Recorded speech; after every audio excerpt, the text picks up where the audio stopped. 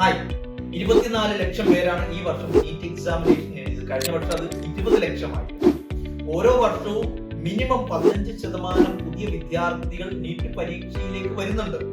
ആദ്യത്തെ 24,000 റാങ്കുകാർക്ക് ഗവൺമെന്റ് കോളേജുകളിൽ കിട്ടാൻ സാധ്യതയുള്ളൂ. അപ്പൊ അതൊരു 1% താഴെ മാത്രമാണ് സാധ്യത.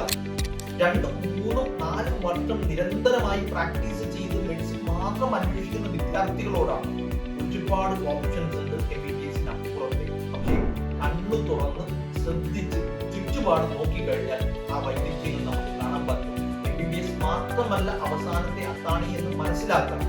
1% താഴെ മാത്രം സാധ്യതയുള്ള ഒരു മത്സര പരീക്ഷ എഴുതി ഗവൺമെന്റ് MBBS കിട്ടുക എന്ന് പറഞ്ഞത് ബുദ്ധിമുട്ടാണ് എന്ന് മനസ്സിലാക്കുന്നതോടൊപ്പം മറ്റ് സാധ്യതകളെ കുറിച്ച് അന്വേഷിക്കാനുള്ള ശ്രമം നിങ്ങളുടെ ഭാഗത്തു നിന്നുണ്ടാവണം. അങ്ങനെ ആവട്ടെ, വിജയിക്കട്ടെ.